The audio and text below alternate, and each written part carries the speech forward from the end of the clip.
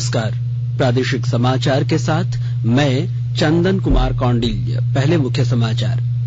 नई दिल्ली में आज आयोजित होगा बीटिंग द रिट्रीट समारोह। राष्ट्रपति रामनाथ कोविंद और प्रधानमंत्री नरेंद्र मोदी होंगे शामिल। राज्य के शिक्षा मंत्री जगन्नाथ महतो ने बुलाई उच्च स्तरीय बैठक। नर्सरी से 12वीं तक की कक्षा खोलने की संभावनाओं पर होगा विचार। राज्य में लगातार दूसरे दिन 1000 से कम आए कोरोना के मामले। 2599 संक्रमितों ने दी वैश्विक महामारी को मात। राज्य के कृषि मंत्री बादल ने शुरू की बजट पूर्व प्रमंडलीय समीक्षा बैठक। पलामू में 22 दाल मिलों की स्थापना का निर्णय। और राजधानी रांची समेत पूरा राज्य शीतलहर की चपेट में। इस माह के अंत तक ठंडी हवाओं का असर जारी रहने का पूर्वानुमान। और समाचार से पहले एक जरूरी संदेश। देश के कई हिस्सों में कोविड का संक्रमण तेजी से बढ़ रहा है। हम अपने श्रोताओं से सतर्क रहने और 15 से 18 वर्ष के बच्चों सहित अन्य लोगों को टीके लगवाने की मदद की अपील करते हैं। कोरोना वायरस का नया स्वरूप ओमिक्रॉन चिंता का कारण है। कृपया सुरक्षित रहने के लिए 3 सरल उपायों का पालन अवश्य करें। मास्क पहने, 2 गज की सुरक्षित दूरी बनाए रखें, हाथ और चेहरे की सफाई का विशेष ध्यान दें।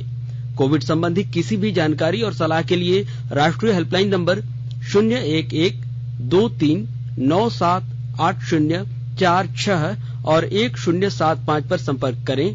वहीं राज्य हेल्पलाइन नंबर 104 डायल कर किसी भी समस्या का त्वरित समाधान लिया जा सकता है। और अब समाचार विस्तार से।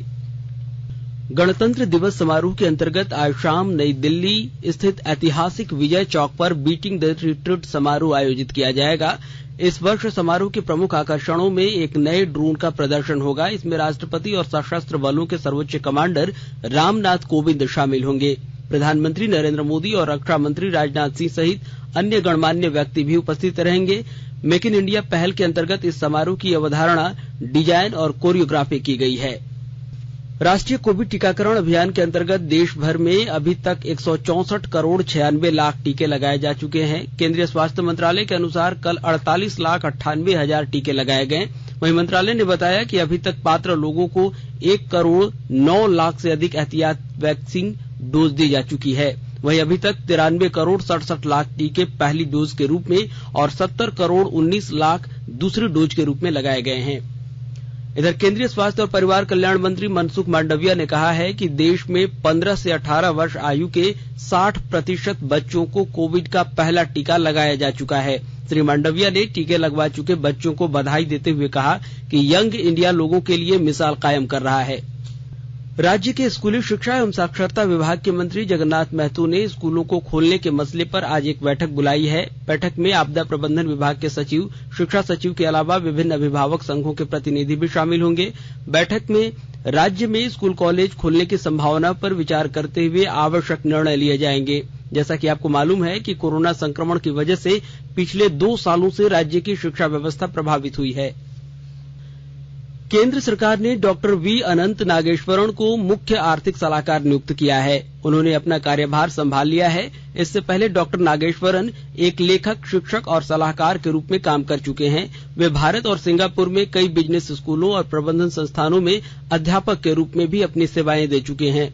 Doctor Nageswaran IFMR graduate school of business के डीन भी रह चुके हैं। वे क्रिया विश्वविद्यालय में अर्थशास्त्र के विजिटिंग प्रोफेसर भी हैं। श्री नागेश्वरण 2019 से 2021 तक प्रधानमंत्री के आर्थिक सलाहकार परिषद के अंशकालिक सदस्य भी रहे हैं। उन्होंने भारतीय प्रबंधन संस्थान अहमदाबाद से प्रबंधन में स्नातकोत्तर डिप्लोमा और मैसाचुसेट्स विश्वविद्यालय से डॉक्टरेट की उपाधि भी प्राप्त की है। प्रधानमंत्री नरेंद्र मोदी कल आकाशवाणी से मन की बात कार्यक्रम में अपने विचार साझा करेंगे। इस बार राष्ट्रपिता महात्मा गांधी की पुण्यतिथि पर 11 बजे उन्हें श्रद्धांजलि दिए जाने को देखते हुए मन की बात कार्यक्रम का प्रसारण 11:30 बजे किया जाएगा। यह मासिक रेडियो कार्यक्रम की 50वीं और वर्ष 2022 की पहली कड़ी होगी।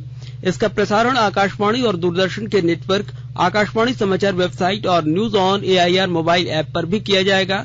यह कार्यक्रम AIR न्यूज, दूरदर्शन समाचार और प्रधानमंत्री कार्यालय तथा सूचना और प्रसारण मंत्रालय के YouTube चैनलों पर भी उपलब्ध रहेगा। परीक्षा पे चर्चा कार्यक्रम की 5वीं कड़ी में हिस्सा लेने के लिए पंजीकरण की तारीख 3 फरवरी तक बढ़ा दी गई है। परीक्षा पे चर्चा परस्पर संवाद पर आधारित एक कार्यक्रम है जिसमें देश विदेश के विद्यार्थी, अभिभावक और शिक्षक प्रधानमंत्री नरेंद्र मोदी के साथ परीक्षा के तनाव से मुक्ति के तौर तरीकों पर चर्चा करते हैं ताकि जीवन को एक उत्सव की तरह जिया जा सके। पिछले वर्ष भी इस कार्यक्रम को ऑनलाइन रखे जाने का प्रस्ताव है। कार्यक्रम के लिए 9वीं से 12वीं कक्षा तक के विद्यार्थियों, शिक्षकों और अभिभावकों का चयन ऑनलाइन प्रतियोगिता से किया जाएगा। इधर राज्य के कृषि, पशुपालन एवं सहकारिता मंत्री बादल ने बजट से पूर्व प्रमंडलीय समीक्षा शुरू की है। इस क्रम में कल उन्होंने पलामू प्रमंडल की समीक्षा की और पलामू, लातेहार और गढ़वा के उपायुक्तों को समय पर किसानों तक योजनाओं का लाभ पहुंचाने का निर्देश दिया। वर्चुअल समीक्षा बैठक में पलामू प्रमंडल में दलहन की खेती पर विशेष जोर दिया गया। दलहन उत्पादन बढ़ाने के साथ ही प्रमंडल में 22 दाल मिलों की स्थापना का निर्णय भी लिया गया है। इनमें लातेहार और गढ़वा में 7-7 जबकि पलामू में 8 दाल मिलों की स्थापना की जाएगी। और आकाशवाणी के ताजातरीन समाचारों के लिए आप हमारी वेबसाइट newsonair.com पर लॉग इन कर सकते हैं। ताजा समाचार ट्विटर हैंडल @AIRNewsAlerts और Facebook page all India radio news पर भी उपलब्ध है। आप प्रादेशिक समाचार एकांश के ट्विटर हैंडल @AIRnews_रांची और फेसबुक पेज, इंस्टाग्राम पेज और YouTube channel AIR news Ranchi पर भी हमारे बुलेटिन सुन सकते हैं। प्रादेशिक समाचार आप आकाशवाणी रांची से सुन रहे हैं और अब पेश है कोरोना से बचाव के कुछ संदेश।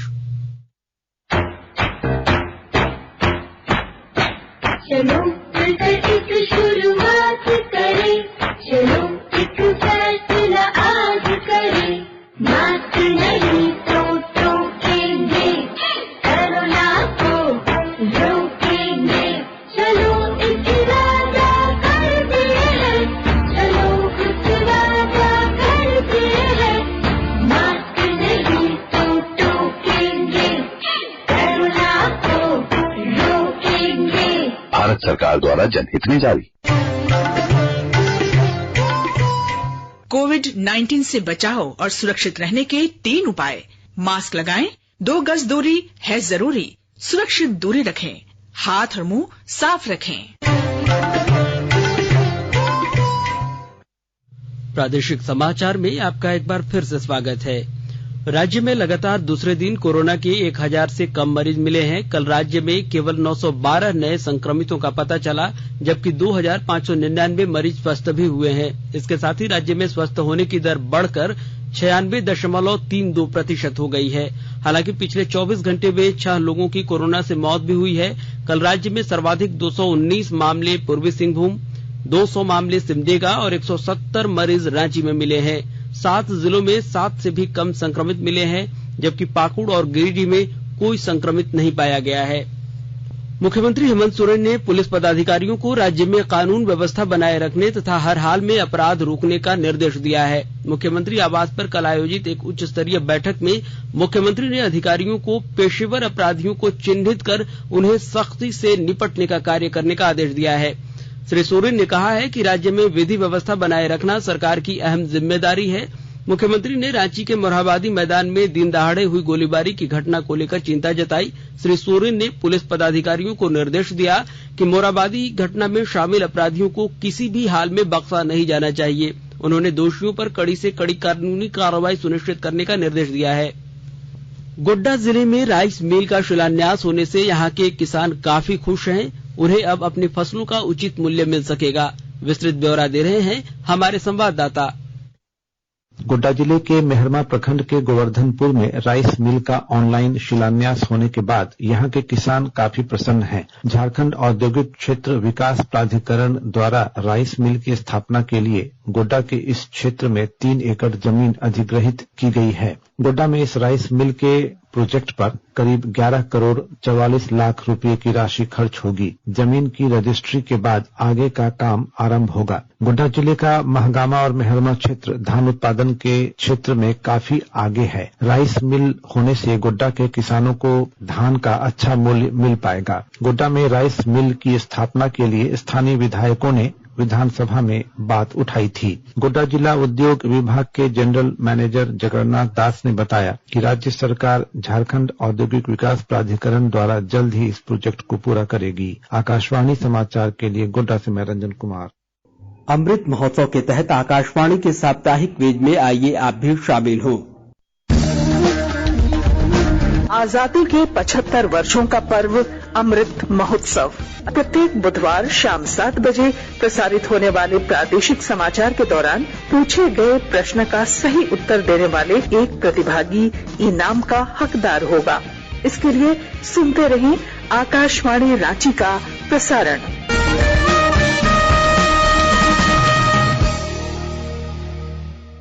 जागो ग्राहक जागो, जागो ग्राहक जागो। आजादी का अमृत महोत्सव के लिए सभी उपभोक्ताओं को शुभकामनाएं। हॉलमार्क सोने की शुद्धता सुनिश्चित करता है। हमेशा हॉलमार्क वाले सोने के आभूषण खरीदें। उपभोक्ता किसी भी शिकायत के लिए कृपया राष्ट्रीय उपभोक्ता हेल्पलाइन टोल फ्री नंबर 14404 पर संपर्क करें। उपभोक्ता मामले विभाग भारत सरकार द्वारा जनहित में जारी। जानो अपने अधिकारों को, अपने हक पहचानो, बेईमानों को सबक सिखाओ, ग्राहक अब तो जागो। जागो ग्राहक जागो, जागो ग्राहक जागो।